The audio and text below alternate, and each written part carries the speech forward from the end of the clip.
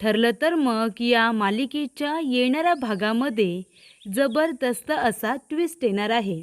तर प्रेक्षकांनो, आपण बघितलं इथे आता अर्जुन आणि सायली दोघे जण प्रियाच्या विरोधामध्ये खूप सारे पुरावे गोळा करतायत.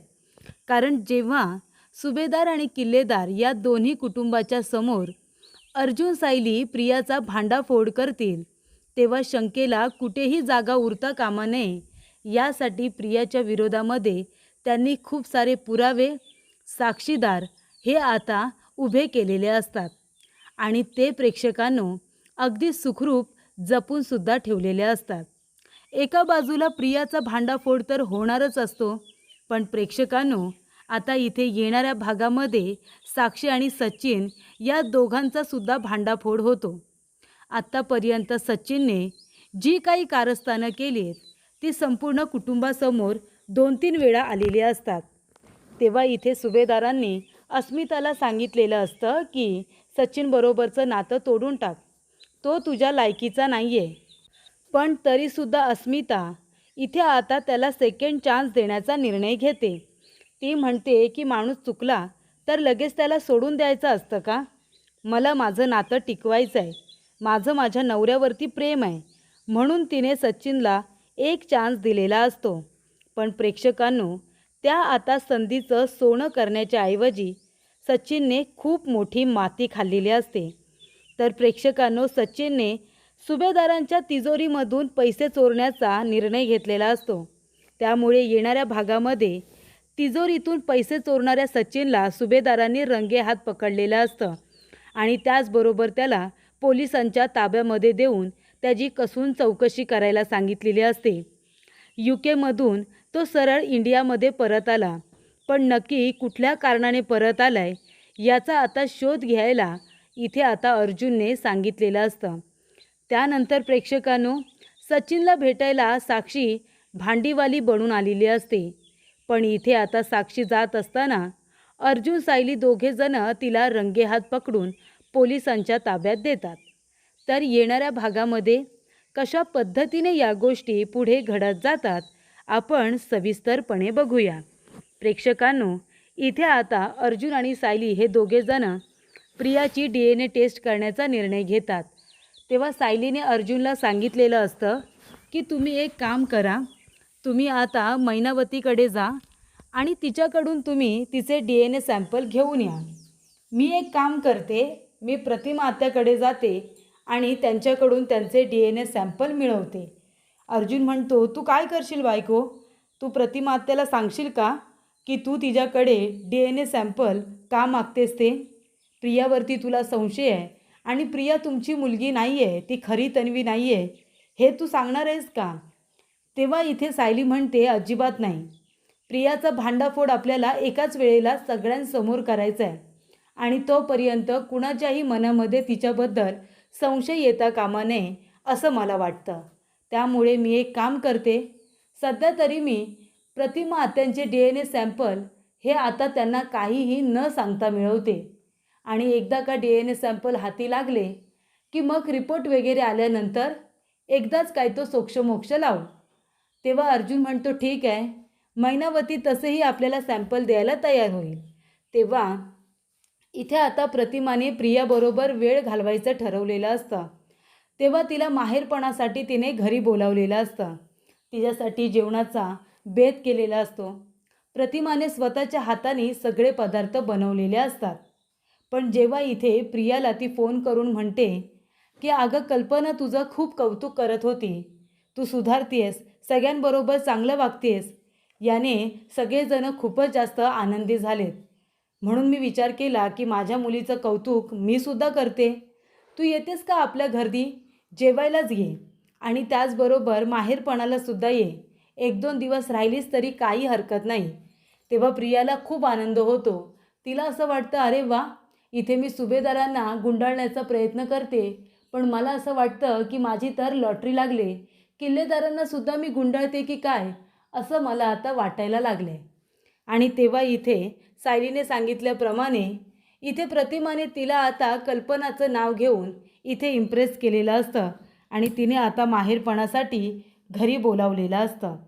तेव्हा प्रिया जाते. तिच्यासाठी जे पदार्थ बनवलेले असतात ते खरं तर लहानपणीच्या तन्वीच्या आवडीचे पदार्थ असतात. तेव्हा इथे प्रतिमाला वाटतं सायलीलासुद्धा हे पदार्थ आवडतात, तसेच ते तन्वीला म्हणजे प्रियालासुद्धा आवडतील. पण प्रिया इथे जेवण बघितलं म्हणते, "हे काय आई, हे जेवण सगळं तू बनवलेस का?" ती म्हणते, "हो, मी बनवले तुझ्यासाठी स्वतःच्या हाताने." ती म्हणते, "अगं काय हे? तेच तेच पदार्थ काय बनवतेस? आमच्या घरीसुद्धा हेच तर जेवण बनत असतं ना, आणि ते सुद्धा मीच बनवत असते. किती दिवस झाले मीच स्वयंपाक करते. तिथे खाऊन खाऊन कंटाळा आलाय. असं वाटलं होतं घरी आल्यानंतर काहीतरी तुझ्या हातचं चांगलं चुंगलं खाता येईल. अगं पास्ता बनवायचा, नाहीतर एक काम करायचं ना, पिझ्झा बर्गर मला ऑर्डर करायचं होतं. बरं ते नाही बनवलं तर निदान साऊथ इंडियन डिशेस तरी बनवायचे ना. इडली, डोसा, सांबर मला हे सगळं आवडतं. पण नाही, हेच आपलं नेहमीचं जेवण बनवलंय. माझी तर आता भूकच गेली." तेव्हा ती म्हणत असते की "अगं हे काय बोलतेस तू तन्वी? प्रतिमाताईंनी तुझ्या आवडीचं जेवण सकाळपासून बनवलंय आणि तुला त्याचं काही कौतुकच नाही आहे." सुमनला आता प्रियाच्या बोलण्याचा राग येतो. तेव्हा प्रेक्षकांनो, त्या ठिकाणी आता प्रिया भाजी वगैरे काही खात नाही. थोडासा मसाले भात खाते आणि नुसतं तिचं लक्ष मोबाईलमध्ये असतं. तेव्हा सुमन म्हणते, "बघताय ना प्रतिमाताई, अहो या तर मुलीचं तुमच्याकडे लक्षसुद्धा नाही आहे. इतकं तिला आवडीने प्रेमाने तुम्ही बोलावलंत, पण बघा ना तुमच्याकडे ती बघतसुद्धा नाही आहे." तेव्हा इथे सुमन म्हणत असते, "अगं तन्वी, तू माहेरपणाला आली आहेस ना, आईजवळ थोडंसं प्रेमाने बोल तरी. त्यांच्याबरोबर तू एक शब्दसुद्धा बोलत नाही आहेस." तेव्हा प्रतिमा म्हणते, "हो ना, लहानपणी किती बोलायचीस तू." ती म्हणते, "लहानपणीचं वेगळं असतं आई, आता मला जास्त बोलायला बोर होतं." आणि त्यानंतर तिथे सायली येते. तेव्हा सायली इथे, "अगं तू जेवशील का?" सुमन विचारते. सायली म्हणते, "नको नको सुमन काकू, अगं मी आत्ताच पोटभर जेवून आले, मला खरंच जेवायला नको." ती म्हणते, "बरं ठीक आहे, जेवू नकोस, पण तू फूड कस्टर्ड खाशील ना? अगं प्रतिमा वहिनींनी स्वतःच्या हाताने बनवले." तेव्हा सायली म्हणते, "बरं ठीक आहे, मला तर भूक नव्हती, पण प्रतिमा आत्यांनी स्वतःच्या हाताने फूड कस्टर्ड बनवले ना, मग थोडंसं खाते." तेव्हा इथे सुमन जाते आणि तिच्यासाठी फूड कस्टर्ड घेऊन येते. तेव्हा प्रेक्षकांनो, इथे आता सायली प्रेमाने खाते आणि भरभरून कौतुक करते, "किती छान बनले, किती छान बनलंय," असं ती आता म्हणत असते. तेव्हा प्रियाला राग येत असतो. प्रिया म्हणत असते, "आई लाव ना लाव, माझ्या केसांना तेल लावून दे, चंपी कर ना चांगली. आई तू किती चांगली आहेस गं." तेव्हा सायली म्हणत असते, "प्रतिमा आत्या, तुमची मुलगी तुमच्याबरोबर इतकं वाईट वागते, तरीसुद्धा तुम्ही तिचे किती लाड करता हो, किती प्रेम करता ना तिच्यावरती. नाहीतर तुमच्या जागी दुसरं कोणी असतं ना, तर अशा मुलीचं तोंडसुद्धा बघितलं नसतं." तेव्हा प्रिया म्हणते, "सायली तू गप्प बसा, उगाच इथे माझ्या आईचे कान भरू नकोस." आणि तेव्हा प्रेक्षकांनो, इथे आता प्रतिमाने प्रियाच्या केसांना तेल लावलेलं असतं.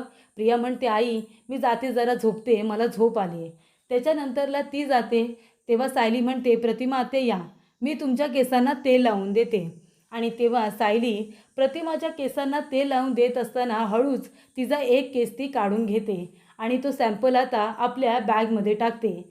प्रिया म्हणत असते की ह्या सायलीने बॅग इतकी टाईट का पकडून ठेवले, कारण प्रियाचा सायलीला धक्का लागलेला असतो, पण त्या धक्क्यामध्ये तिने बॅग काही सोडलेली नसते. आणि तेव्हा इथे प्रियाला संशय आलेला असतो. त्यानंतर इथे आता सायली जायला निघालेली असते. अर्जुन तिला घ्यायला आलेला असतो. आणि तेव्हा प्रेक्षकांनो, प्रियासुद्धा आता त्यांच्याबरोबर येत असते. पण त्याच्या आधी इथे आता साक्षी सुभेदारांच्या घरी भांडीवाली बनून आलेली असते सचिनला भेटायला. तेव्हा ती म्हणत असते, "ताई या ना, जुने जुने कपडे द्या, साड्या द्या आणि चांगली चांगली भांडी खरेदी करा, या ना या." तेव्हा इथे आता लगेचच सचिन येतो भांडी उतरण्यासाठी. कल्पना म्हणत असते की "सचिन एक काम करतोस का, जरा त्यांना भांडी उतरायला मदत कर, मी येते भांडी खरेदी करायला, आपल्याकडे खूप जुन्या साड्या आहेत." आणि तेव्हा इथे आता सचिन भांडी उतरायला गेलेलं असताना साक्षी म्हणते, "काय रे ये, तुला माझ्याजवळ बोलायला वेळ नाही आहे ना? आता आहे का वेळ, आता बोलू शकतोस?" तो म्हणतो, "साक्षी तू इथे काय करतेस?" तेव्हा साक्षी म्हणते, "का, माझा फोन उचलला नाहीस ना तू, फोन कट केलास ना, मग आता आता काय करशील सांग ना, येऊ का घरामध्ये, येऊ?" तेव्हा सचिन म्हणतो, "हे बघ पुन्हा असं होणार नाही, पुन्हा मी तुझा फोन कट करणार नाही, मी तुझ्याजवळ बोलेन, पण प्लीज प्लीज तू आता इथून जा." आणि तेव्हा प्रेक्षकांनो, साक्षी आता घाईघाईने जात असताना इथे प्रियाचा धक्का साक्षीला लागतो. प्रियाचा धक्का साक्षीला लागल्यानंतर सगळी भांडी खाली पडतात. तेव्हा प्रिया म्हणते, ए बाई ग, तुला बघून चालता येत नाही का ग? सगळी भांडी पाडलीस ना तुझी. तेव्हा इथे आता साक्षी प्रियाकडे बघते. प्रिया म्हणते, साक्षी तू इथे? अगं तू इथे काय करतेस? ती आता घाबरलेली असते. तेव्हा साक्षी इथे घाईघाईने भांडी उचलत असताना अर्जुन सायली गाडीतून उतरून आता घराच्या दिशेने येतच असतात. तेवढ्यातच इथे साक्षी आपला पूर्ण चेहरा हा कवर करत असते आणि भांडी उचलत असते. तेवढ्यातच इथे तिचा चष्मा आणि त्याचबरोबर तिचे केस हे आता सायलीला दिसतात. तेव्हा तिचा पदर बाजूला झालेला असतो. सायलीला तिच्यावरती संशय येतो. तिचे शॉर्ट केस आता सायलीला बरोबर दिसलेले असतात. तेव्हा सायली जाते आणि तिच्या डोक्यावरचा पदर खेचून बाजूला करते आणि बघते तर काय, तर ती असते साक्षी शिखरे. तेव्हा इथे साक्षी आता पळून जात असते. तेवढ्यातच अर्जुन धावत पळत जातो आणि साक्षीचा हात पकडतो. सायली येते आणि साक्षीला दुसऱ्या हाताने पकडते. दोघेजण तिला तिथेच आता पकडून डांबून ठेवतात. आणि तेव्हा प्रेक्षकांनो, सगळे सुभेदार घरातून बाहेर येतात. अर्जुन लगेचच पोलिसांना फोन करतो आणि तिथे बोलावून घेतो. आणि तेव्हा प्रेक्षकांनो, साक्षी शिखरे सचिनला इथे भेटायला आले हे आता समजलेलं असतं. तेव्हा तिथे इन्स्पेक्टर मोरे यांना फोन करून बोलावल्यानंतर त्या ठिकाणी संपूर्ण टीम आलेली असते. आणि इथे आता भांडीवाली बनून आलेल्या साक्षीला सुभेदारांनी रंगेहात तिला अंगणामध्येच पकडून पोलिसांच्या ताब्यात दिलेलं असतं. साक्षी शिखरेला तिच्या गुन्ह्याची शिक्षा ही मिळालेली असते. शेवटीला साक्षी जेलमध्ये गेलेली असते. आणि तेव्हा प्रेक्षकांनो, साक्षीला आता तिच्या गुन्ह्याची शिक्षा मिळालेली असते, जेलमध्ये गेलेली असते. त्यामुळे सचिन खूपच जास्त घाबरतो. सचिन म्हणतो, अरे देवा, आता साक्षीकडून मिळणारे पैसे बंद झाले. आता मला अस्मिताबरोबरच गोड गोड बोलावं लागेल. पण या अस्मिताचं अकाउंट कधी आता सुरू होणार आहे काय माहिती. तोपर्यंत मी सांगू शकत नाही. मी आता काहीतरी करतो. आणि तेव्हा इथे सचिनने एक निर्णय घेतलेला असतो. सायलीकडे तिजोरीच्या चाव्या आहेत हे सचिनला बरोबर समजलेलं असतं. तेव्हा साक्षी आणि आता इथे अस्मिता या दोघींकडूनच सचिनला पैसे मिळत असतात. पण साक्षी तर आता जेलमध्ये गेले. राहिली फक्त अस्मिता. तिचा अकाउंट बंद आहे आणि म्हणून त्याला आता सुभेदारांच्या तिजोरीवरती डाला टाकायचा असतो. आणि म्हणूनच तो इथे सायलीच्या रूममध्ये जातो. सायलीने कुठे चाव्या ठेवल्यात हे आता तो शोधाशोध करत असतो. आणि तेव्हा प्रेक्षकांनो, इथे आता ड्रॉवरमध्ये तिजोरीच्या चाव्या आहेत हे सचिनला समजलेलं असतं. त्या चाव्या घेऊन तो आता हळूच तिजोरी उघडायला खोलीमध्ये जात असतो. आणि तेव्हा प्रेक्षकांनो, काय होतं, सायलीला कळलेलं असतं की सचिन तिजोरीच्या चाव्या घेऊन तिजोरी उघडण्याचा प्रयत्न करतोय. तेव्हा ते हळूच अस्मिताला आपल्याबरोबर घेऊन येते. घरातील सर्व माणसांना मेसेज टाकते आणि तिजोरीच्या रूममध्ये बोलावून घेते. सगळेजण आता एक एक करून सायलीच्या मागोमाग येतात. सायलीने सांगितलेलं असतं की ज्या ठिकाणी आपली तिजोरी आहे त्या रूममध्ये या, पण कुणीही आवाज करू नका, शांतपणे येऊन फक्त उभे राहा. तेव्हा सगळेजण येऊन दारामध्ये उभे राहिलेले असतात आणि खिडकीमधून बघत असतात. तर इथे सचिन तिजोरी उघडण्याचा प्रयत्न करत असतो आणि अस्मिताला तर खूप मोठा धक्का बसलेला असतो. तेव्हा इथे सचिन तिजोरी उघडतो आणि तिजोरी उघडून त्यातून 2-3 बंडल आता पैशांचे काढून या त्या खिशामध्ये भरत असतो आणि त्यानंतर काही हारसुद्धा तो चोरतो. तेव्हा इथे अस्मिताला कळतं की आपल्या नवऱ्याची लायकी काय आहे ते. ज्या माणसावरती आपण वेड्यासारखं प्रेम करतोय तो माणूस किती नीच आहे हे आता तिला बरोबर कळलेलं असतं. आणि त्यामुळे तिला असं वाटतं की आपण आता ह्या माणसाला परत दुसरा चान्स देता कामा नये, असं आता तिने ठरवलेलं असतं. त्यामुळे इथे घरामध्ये तिजोरीतून चोरी करणाऱ्या इथे आता सचिनला संपूर्ण सुभेदारांनी रंगेहात पकडलेलं असतं. आणि अर्जुन म्हणतो, काय रे, तुझी इतकी हिंमत की आमच्या घरातून चावी चोरून तिजोरीतून तू पैसे चोरतोयस? लाज नाही वाटत तुला हे सगळं कृत्य करताना? ही आहे तुझी खरी लायकी. अस्मिताईने सुद्धा तुला आता बघितलंय. आता काय म्हणशील? हे सगळं खोटं आहे, आम्ही तुझ्यावरती आरोप करतोय, असंच तू आता अस्मिताईला सांगशील ना? तेव्हा इथे सचिन म्हणतो, मला माफ करा, पण माझ्यावरती खूप कर्ज आहे आणि ते कर्ज मला फेडायचं आहे. तेव्हा प्रताप काका म्हणतात, कर्ज फेडायची ही पद्धत नाही. जसं कर्ज घेतलं होतंस तसं ते फेडतासुद्धा आलं पाहिजे आणि त्यासाठी कष्टसुद्धा केले पाहिजे. इथे आल्यापासून तू फक्त घरामध्ये बसून आहेस. एकदा तरी प्रयत्न केलास का? कुणाला तरी कामामध्ये मदत करावी असं म्हणालस का?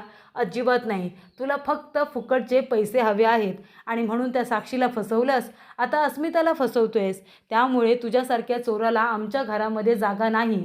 तेव्हा अस्मिता म्हणते, अर्जुन आताच्या आता याला घरातून हाकलून दे आणि मला या चोरट्या माणसाचं पुन्हा तोंडसुद्धा बघायचं नाही आहे, असं इथे अस्मिताने स्पष्टपणे अर्जुनला सांगितलेलं असतं.